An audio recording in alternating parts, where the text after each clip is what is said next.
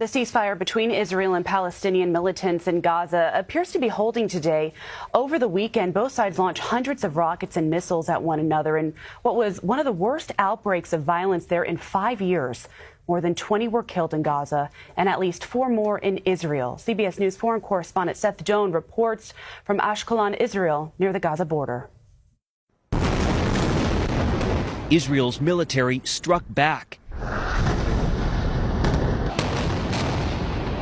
hitting about 350 targets in the Gaza Strip. One of those Palestinian targets had been riding in this car. Israel's military says it was a senior Hamas figure. It was the first targeted assassination by Israel since 2014.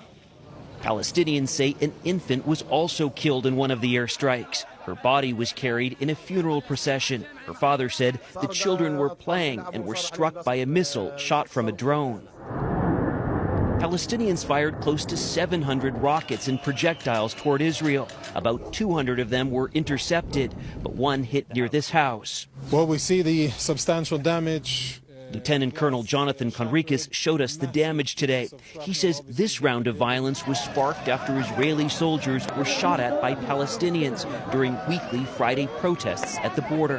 These ceasefires seem short-lived. Do you have any confidence that this will hold? There's no balance in this equation, and unfortunately, once the other side has an open goal of trying to militarily destroy Israel, it leaves very little room for optimism.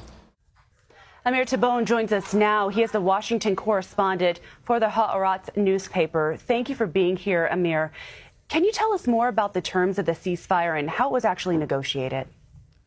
Well, one of the problems is that a lot of these negotiations are being held in secret, and we, the media in Israel, don't get the full picture about it. We are fed by different stories that come out in Palestinian media and Arab newspapers, and we are trying to build a picture and to combine that with the little bits of information that do come out of the Israeli government or the UN, all the sides that are involved in the negotiation. What we can say generally is that this ceasefire that I'm personally happy was reached, it's not very different than previous ceasefire agreements that we have seen between Israel and Hamas over the last few years. What happens is that every time there are promises coming from Qatar, which is the most important supporter of Hamas in the Arab world, to bring money into Gaza, where there is a very difficult economic situation.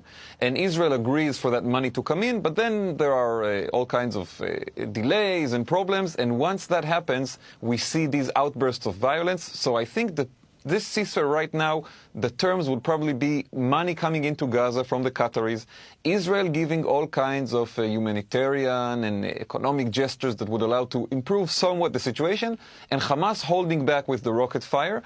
But it doesn't seem very stable. It looks like this ceasefire, because it's not very different than the previous ones, it might not hold for too long.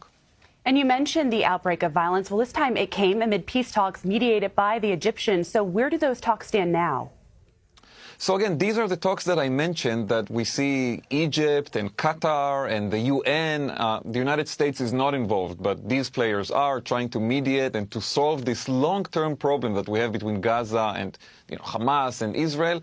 And the talks are still going. And actually, as the fire was raging, as these rockets were launched at Israel and we saw the IDF bomb in Gaza, the talks continued in Egypt. But these are not direct negotiations. It's not Israelis sitting at the table and Hamas on the other side. It's the Egyptians, the Qataris doing the mediation and passing messages between the two sides. And that's why it's not a very effective mediation. It's not a very effective negotiation. Every time we do see an agreement come out of it, but usually it holds for a few weeks, at the best case a few months, and then everything blows up again. Well, the U.S. State Department did issue a statement saying, quote, "We stand with Israel." So how has the international community responded to the events that happened over the weekend? So we did see the Trump administration come and say that they support Israel and that they hope the ceasefire will be resumed, which is what we saw happen yesterday.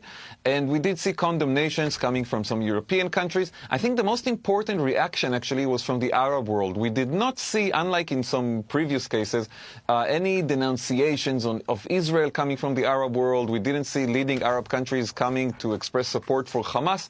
I think this shows that there is some fatigue in the Arab world from this issue.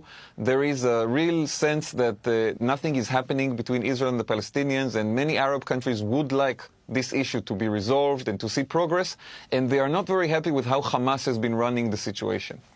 Either way, it's devastating to see pictures of people in such pain. Amir Tibon, thank you. Thank you for joining us. Thanks for having me.